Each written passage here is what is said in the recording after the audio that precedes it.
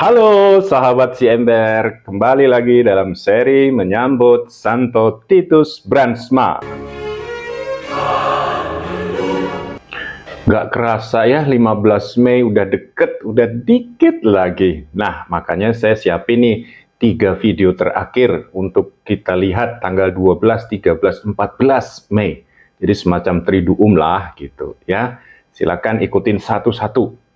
Terus buat kalian yang ingin banget terkenal Titus Brandsma lebih dan lebih lagi, Ordo Karmel juga menyiapkan seri webinar ya untuk mengenal dia secara lebih mendalam menjelang kanonisasinya tanggal 15 Mei, tapi juga masih ada satu pertemuan sesudahnya.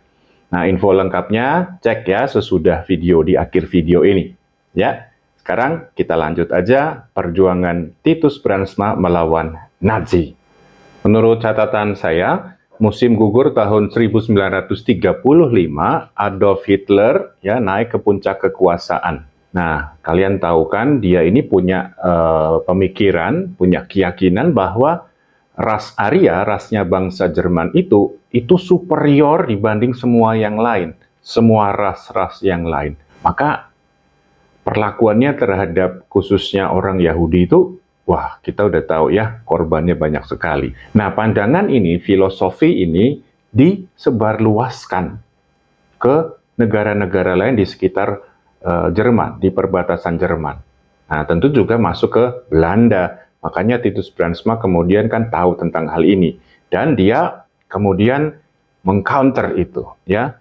Dia mengkritik pemikiran-pemikiran Nazi yang tidak masuk akal. Bahkan dia mengutuk ajaran-ajaran ini dalam kuliah-kuliahnya, dalam kelas-kelasnya. Dia juga menulis ya artikel-artikel yang kontra. Dia mengecam prinsip umum Nazisme, terutama perlakuannya kepada orang-orang Yahudi. Tanggal 10 Mei tahun 1941, tank-tank dan pasukan infanteri Jerman menginvasi Belanda, menduduki Belanda. Ya, akhirnya mereka berhasil masuk dan kemudian mulai menata pemerintahannya lah di situ ya. Nah, setelah ditata di situ, nah dimulai deh propaganda, kampanye nilai-nilai atau pemikiran Nazi. Mulai juga terjadi dekristenisasi tanggal 24 Februari 1941. Departemen Pendidikan Nazi menyatakan bahwa mulai tanggal 1 Mei 1941, tidak ada imam atau kaum religius yang boleh menjabat kepala atau direktur dari sekolah ataupun institusi serupa manapun. Nah, bayangin ya, jadi udah mulai dicekal-cekal nih para imam dan religius di institusi Katolik. Nah, meskipun umat Katolik itu cuma sekitar sepertiga ya, 30% dari populasi Belanda, tetapi itu tidak membuat mereka lemah. Justru gereja terpanggil untuk menghadapi serangan ini. Uskup Agung Utrecht, namanya De Jong, ya, nggak tahu ini mungkin masih keluarganya Luc De Jong dan Frankie De Jong, memanggil Titus dan memintanya untuk mewakili hierarki pimpinan gereja Belanda dalam perlawanannya terhadap tindakan Nazi yang menekan pendidikan Katolik ini.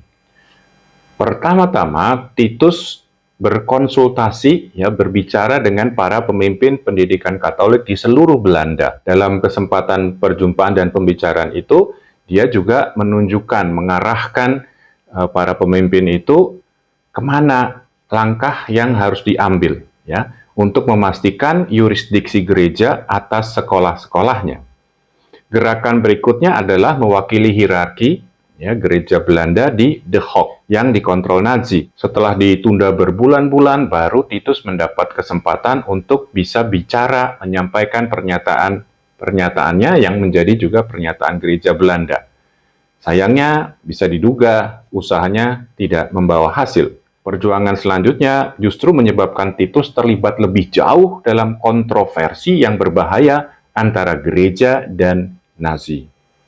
Akhirnya tanggal 24 Agustus gereja memasuki perang terbuka dengan Nazi.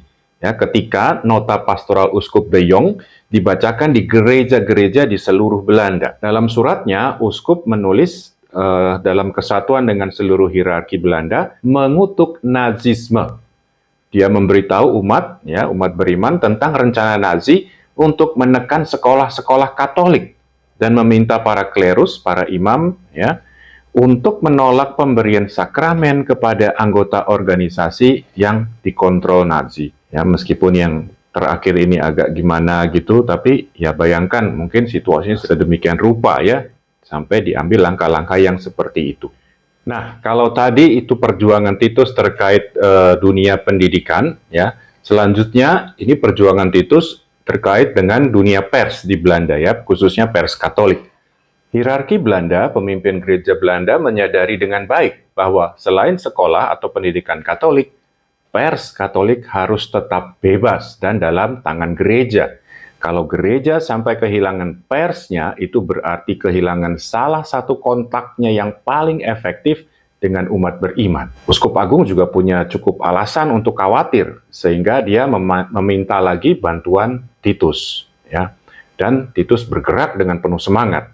Dia melakukan perjalanan ke seluruh Belanda, menyelenggarakan konferensi, menjelaskan kepada para editor, para wartawan, tentang posisi yang akan diambil gereja jika kekuasaan pendudukan Nazi ini memangkas hak-hak gereja atas pers bebas. Nah, dengan ini Titus masuk ke dalam daftar hitam Nazi.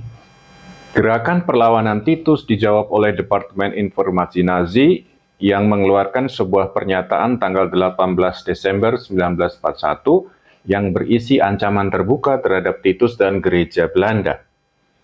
Maka Uskup Agung harus memainkan senjata yang lebih hebat. Hari terakhir tahun 1941, Titus menulis, "The Grenze is bereikt."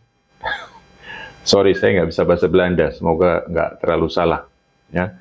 Yang berarti ini sudah sampai batasnya. Atas nama hierarki Belanda, surat Titus kepada para editor dan wartawan menyampaikan pewartaan Allah atau Mammon kepada jurnalis Katolik Belanda. Sebagai pembimbing rohani Serikat Jurnalis Katolik, Titus tanpa takut mendorong pers Katolik untuk membuat pilihan.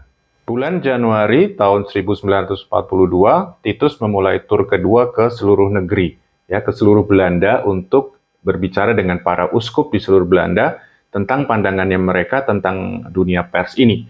Dengan informasi dari tangan pertama para uskup tentang rencana hierarki untuk perlawanan, biarawan yang tidak kenal lelah ini mengulangi langkahnya untuk berkonsultasi kedua kalinya dengan para editor dan direktur pers Katolik. Tanggal 10 bulan yang sama, ya, dia melaporkan kemajuannya kepada Uskup Agung. 5 hari kemudian, Biro Propaganda Nazi mengirimkan artikel kepada semua koran Katolik dengan perintah agar dicetak untuk edisi pagi berikutnya. Tentu ini propaganda Nazi lagi. Uskup Agung menjawab gerakan ini dengan surat lisan kepada pers, mengacu pada surat Titus, dan mewajibkan para editor untuk mengikuti aturan yang tertera di dalamnya. Uskup Agung tidak puas hanya berkomunikasi dengan para jurnalis lewat surat. Kembali dia memanggil Titus dan mengutus untuk ketiga kalinya berhubungan dengan orang-orang dari surat-surat kabar.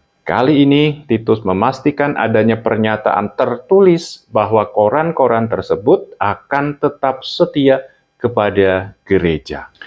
Nah, itu tadi perlawanan Titus terhadap Nazi di dunia pendidikan, di dunia pers. Kita bisa lihat betapa beraninya dia. Padahal ya kita tahu juga dari sejarah apa yang dilakukan Nazi terhadap orang-orang Yahudi. Nah, Titus pada waktu itu sungguh berani melawan semua itu.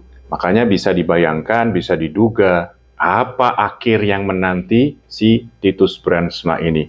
Dan itu yang akan kita lihat dalam video selanjutnya dalam seri menyambut Titus Brandsma. Tetap ikuti seri menyambut Titus Brandsma bersama si Ember. Tuhan memberkati.